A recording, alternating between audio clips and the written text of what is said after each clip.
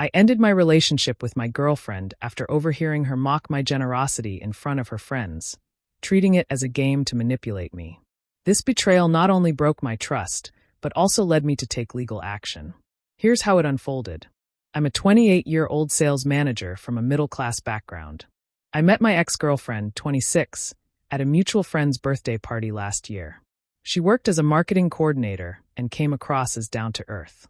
We hit it off instantly, bonding over a shared love of indie music and exploring new restaurants. The first few months were blissful. We spent weekends exploring the city, attending concerts, and enjoying each other's company. However, about 6 months into the relationship, I began noticing small red flags.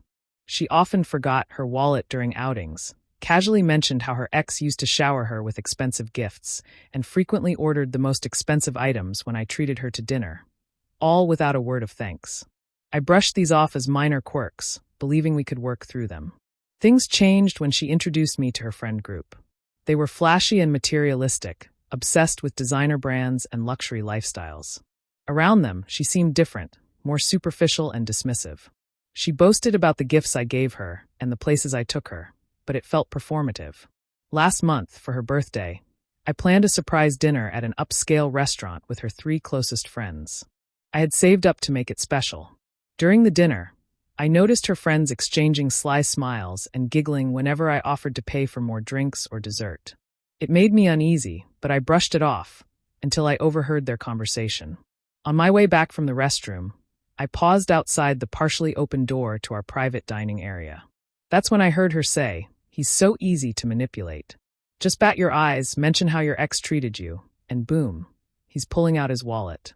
Men like him are perfect to use until something better comes along." Her friends laughed, and one of them added, "You've got him wrapped around your finger. Remember when you said your car broke down, and he gave you money for repairs? And you bought that Gucci bag instead." My girlfriend chuckled. "That's nothing. I'm planning to get him to help with my credit card debt next month. He's such a sucker for the damsel in distress act. Plus, he's got that promotion coming up at work." I stood there, stunned, replaying every emergency she'd told me about: car repairs, rent shortfalls, medical bills. It was all a calculated scheme. I walked back into the dining room, masking my anger. She greeted me with her usual fake sweetness. "Everything okay, babe? You were gone a while." I smiled tightly. "Just fine. Hey, didn't you mention something about credit card debt earlier this week?" She hesitated but quickly launched into a well-rehearsed story about unexpected expenses. Her friends exchanged amused glances, clearly expecting me to offer help. Instead, I pulled out my phone. "What are you doing?" she asked nervously. "Checking something," I replied. "You know, I've helped you with quite a few emergencies lately. Car repairs in March, $2,800. Rent in April, $1,200. Medical bills in May, $3,500. I looked up. "Funny how you bought a new Gucci bag in March, Jimmy Choo shoes in April, and that Cartier bracelet in May." Her face turned pale, and her friends suddenly became engrossed in their desserts. "What are you implying?" she demanded, her facade cracking. "I'm not implying anything. I'm stating facts. Facts you and your friends were laughing about moments ago." I turned to her friends. "Still funny now?" The silence was deafening. She tried to backpedal, claiming it was all a joke. But I wasn't buying it. "You didn't buy a Gucci bag with the car repair money? Your credit card debt isn't another scam? Please explain how I misheard you calling me a sucker." She had no answer. I ended the relationship that night and later sought legal advice to recover some of the money I had been manipulated into giving her. Looking back, I'm grateful I found out the truth, even if it hurt. It taught me the importance of valuing myself and not letting anyone take advantage of my kindness. I stood there, watching as her friends began gathering their things, clearly wanting to escape the unfolding scene. One of them even had the nerve to suggest, "Maybe we should give you two some privacy." I shot back, "Oh no. You're all part of this. You knew exactly what she was doing, you encouraged it, and you even laughed about it. Stay and watch how this ends." My girlfriend shifted tactics, tears welling up in her eyes. "I'm sorry if I said some stupid things. I was just trying to impress them. You know how much I care about you." I wasn't moved. "Everything we had was a lie," I replied coldly. "But let's talk about that credit card debt you're so worried about. How much was it again?" Her eyes lit up for a moment, probably thinking she could still manipulate the situation. $8,000, she said quietly. The interest is killing me. I pulled out my checkbook and started writing. She looked hopeful, almost pathetic. But then I tore the check from the book, holding it up. Here's a check for $8,000.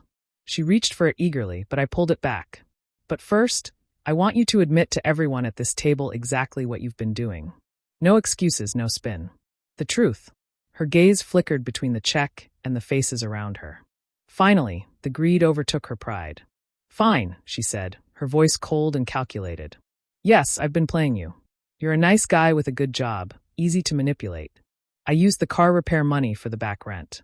I used the rent money for shoes. And yes, I was planning on using your promotion bonus to clear my actual debt. Happy now. Her friends were speechless, stunned by her admission. I nodded slowly, then ripped the check into tiny pieces. What are you doing? She shrieked, her mask completely gone now. We had a deal. No, I said. We had a confession. And now, everyone here knows exactly who you are. I pulled out another item from my jacket, a small digital voice recorder. This is your completed mission of fraud, I said, holding it up. She lunged for it, but I easily moved it out of reach. Delete that right now, she demanded. Or what? I asked. You'll tell everyone what a terrible person I am for exposing your scams? Go ahead. I pulled out my phone and played the recording I'd made earlier of her mocking me to her friends. The sound of her voice, bragging about manipulating me, filled the room. You recorded us without consent. That's illegal, one of her friends protested. Actually, this state has one-party consent laws for recordings. I was part of the dinner party, so it's completely legal, I said. I checked with my lawyer last week when I first suspected something was off. He also helped me document all the emergency payments and the timeline of your luxury purchases. My girlfriend's face twisted with rage. So, what's your game? Trying to shame me? Good luck proving anything. It was all gifts, freely given. I don't need to prove anything legally, I said. I just needed everyone to see the truth. And trust me, they will. Her eyes widened. What do you mean? All those social media posts you love making, bragging about your expensive purchases? I've archived them all, along with the timestamps of when I gave you money for supposed emergencies. Funny how they line up perfectly, right? She turned pale as her friends stared at her in shock, the realization setting in. They were probably remembering all the times they'd liked and commented on those very posts. You wouldn't dare, she whispered. I'm not doing anything, I replied calmly. Your actions, your choices, your consequences. I'm just choosing not to be your victim anymore. I stood up and pulled out my wallet. Here's enough cash to cover everyone's meals. Consider it the last thing I'll ever pay for. One of her friends spoke up. Wait. If you suspected all this, why bring us here? Because enablers deserve to see the fallout, I said. You all knew what she was doing. You laughed about it. You helped her plan it. Now you get to watch it all crash down. I turned to my now ex-girlfriend. I've already packed up anything you left at my place. It's with the doorman at your building. Don't contact me again. You'll regret this, she snarled. I'll tell everyone you're controlling and abusive. Go ahead, I interrupted.